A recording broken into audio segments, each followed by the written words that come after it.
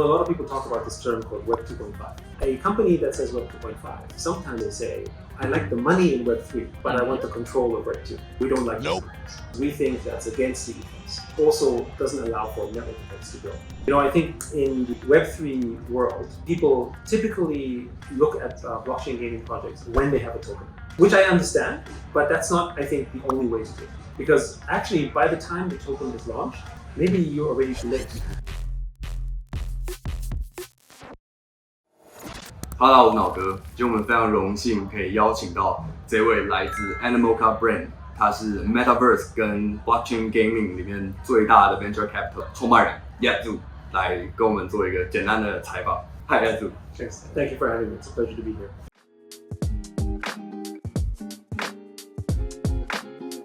What are the most important parts do you see a blockchain game can success when you're investing? When you're choosing what team you're investing in, what parts are you most focused on?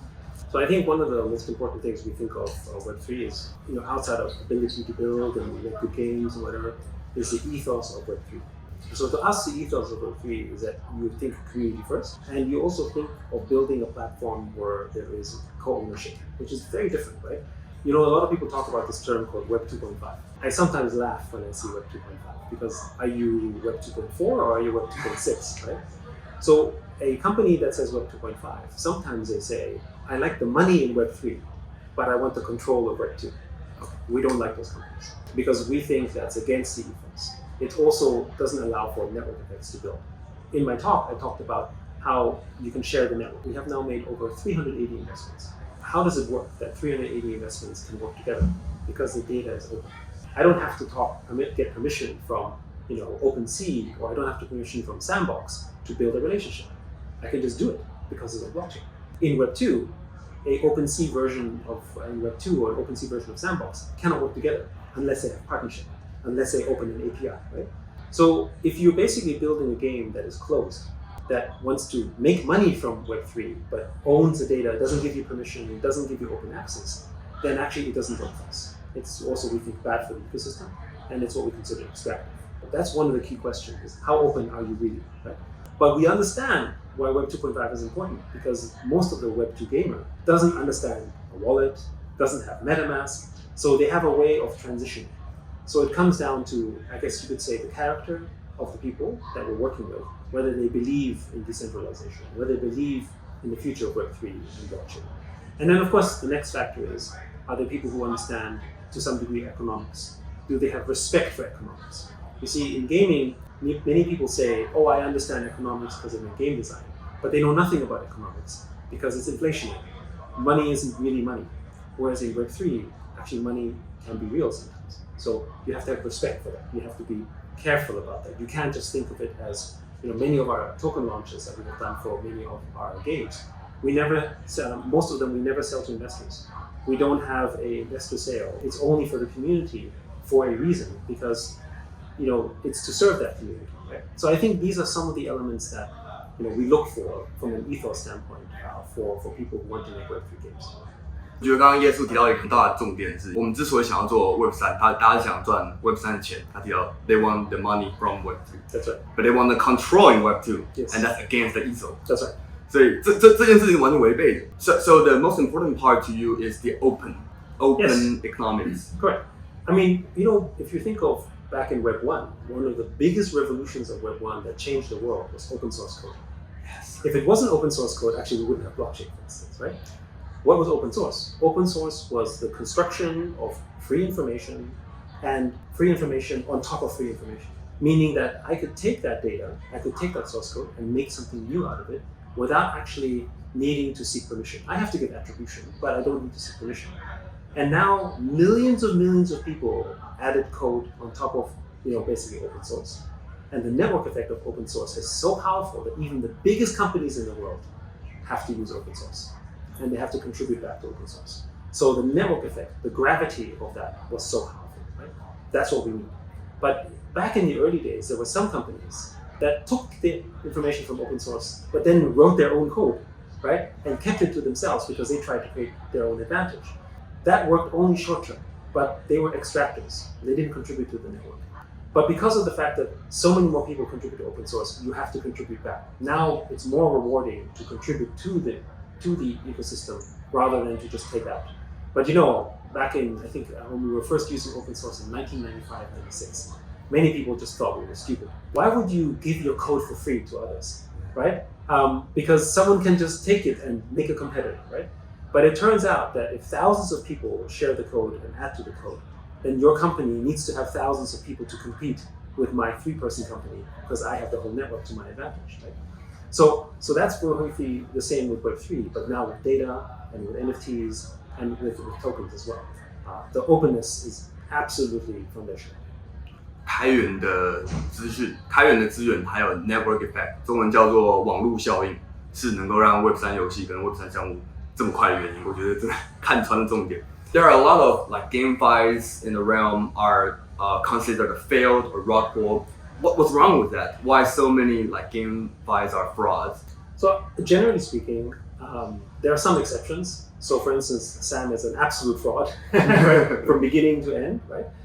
So he always intended to do fraud. But I think most projects, it's like with Kickstarter, don't want to do fraud.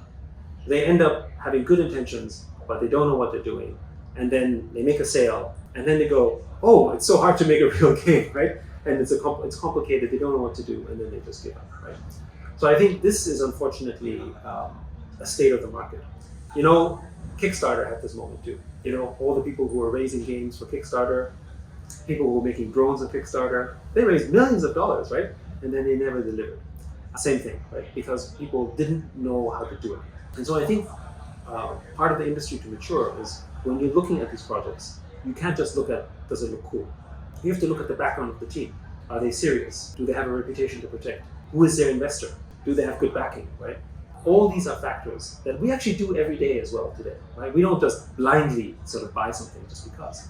We want to seek the appropriate reputation of the team in question. So I think it's part of the maturation. So for you in the future, if for anyone who's on your channel looking at future blockchain games, you have to analyze the same thing. You can go to the Discord community, you can talk to the teams, you should be entitled to talk to the team. You should be able to see who are the investors. You should verify, are they really the investors, right? One of the beautiful things about Web3 is you can actually look on chain, right? You can actually analyze some of the transactions. Is it real? Is it not real? So I think that's what we all need to learn how to do. I think the founders who have done these rug pulls, as you call it, I would say many of them don't do it intentionally. And, I think this is a circumstance of the market. But as we go through this, many people don't want to do this anymore. But it doesn't mean that the game industry is bad, right? There's many great games that are being developed. One of the things I spoke in my talk was about, sort of free-to-own or play-to-own. So you can play a game and you get a free NFT. I actually think this is one of the most powerful ways of bringing in people because you are giving your goodwill to them. One of the biggest innovations in the classic gaming was free-to-play, right? So instead of, how many people have, before free-to-play, have bought a game, for their console because they saw a great trailer. They pay $50, then they put it in their console, and they go, that was a shit game, right? Is it a rug pull? Well, the game is here, but you paid $50 or $100 for a game that actually you don't like. So part of the innovation of free-to-play was you can try the game for free. And if you like it, then you can actually pay more if you want to, for instance. I think the same is going to be for blockchain games, for GameFi. People can try the game with a free NFT. And if they don't like the NFT, they can sell it. But if they do like the game, maybe they buy more NFTs. So you think the trend will be free to play and you can free later to own or play to own, more precisely. Play to own. Yeah. Do you think the metaverse type game like the Sandbox will lead the way, or like Axie Infinity will have important parts? First, I think that gaming has many game types. So you have RPG, first-person shooter, strategy game, and then you also have virtual reality universes or sort of metaverses like Sandbox or like Beyond. To me, they're kind of all part of the same package because when you build open, each of them are able to benefit each other. So it's not about the one game or the other. It's more about the fact that if one game is very successful, ultimately they will drive customers into all the other games as well. Because now that I have a wallet, now that I'm in Web3, I actually have interoperability. For instance, when Axie Infinity became really popular in 2021, all of our other GameFi projects that we invested in or that we own increased as well in terms of utility. Why? Because millions of people in the Philippines were now making money playing games, they were looking for other games that they could play as well, right? Naturally, they were looking for them and discovering them, and then the activity started to increase. And this is basically something we expect to happen in the next wave of Web3 games as well. In terms of driving, it depends. For instance, in Sandbox, most of the landowners, if not all of the landowners in Sandbox, have lots of value in their wallet, right? Between $500,000 to $2 million. That's a lot. Which means that if you build in Sandbox, you're building in Sandbox because you're trying to address a market of people of a certain sort of income. That's why HSBC or Standard Chartered or Gucci, all those guys are building in Sandbox. But that doesn't mean that Sandbox will have maybe 100 million users. It could be. But even if Sandbox only has millions of users, if you have millions of users that have millions of dollars each in their wallet, then actually that's a very strong economy, right? It's not that every game must appeal to the masses, right? And in fact, that's true in the real world as well, right? You have things like Nike or Asics or Puma or Adidas, that's for masses. But then you have Gucci and you have Prada and you have other things that are for a different audience. So I think, Web3 gaming will be the same thing. What I love about Web3 gaming is that because the economics are so high, relatively speaking, meaning that the value per user is worth thousands of dollars because of the fact that you have capital formation, you no longer need a game that has 10 million users to be successful. You can have a game with 100,000 users. It may not be a big game, but it will be a good business, which means you have more diversity, more content. So I believe that in the future, there will be thousands and thousands of games that will do well because of the fact that you can appeal to your core audience that love these games, which today in gaming is very hard to do. If I don't have 10 or 20 million users, then the cost of running the game is too expensive because of the advertising and the marketing and the server costs and everything like that, which I think Web3 gaming won't have that problem.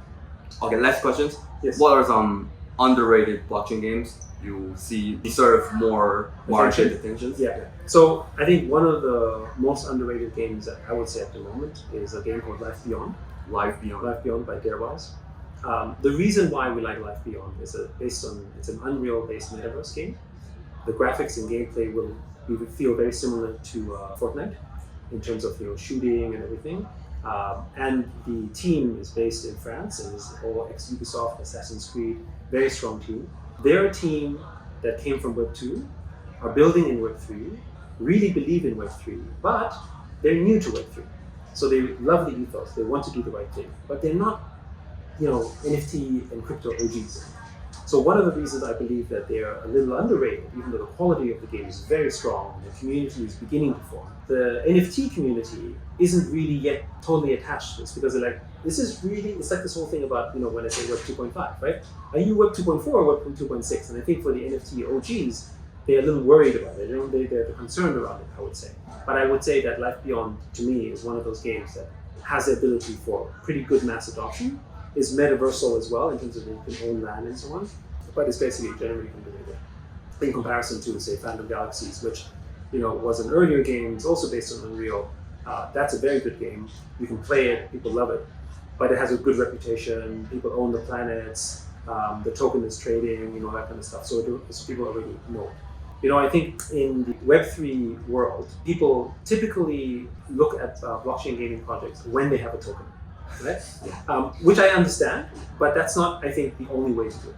Because actually, by the time the token is launched, maybe you're already too late, right? Right? I mean, and I don't mean late in terms of value. I mean in terms of being early in the game and building the community or having influence. Because the token for the good projects comes later, right? It doesn't come early, right? The token should come when the game is ready. The token shouldn't come before the game is launched, right? Yeah. Right? But of course, when you launch the token before the game is launched and it lists, then people get excited for the value, but they may not get excited for the game. I think we can many examples of this situation. Life Beyond is the game first. You can play it now. You can buy some of the NFTs. The token will come, but it's not coming yet, right? And I think to me, that is a stronger and better foundation because you can try it first before you think. And if you think it's a great game and a great experience, then you can decide to have real conviction into it. So yes. 好，感谢 Yat Siu from Animoca 跟我们超级精彩的访谈。Thank you, Yat Siu. Thank you so much. Thank you so much. 老哥的观众们，大家好。今天非常荣幸跟老哥在一起，希望大家多听听老哥的频道，谢谢。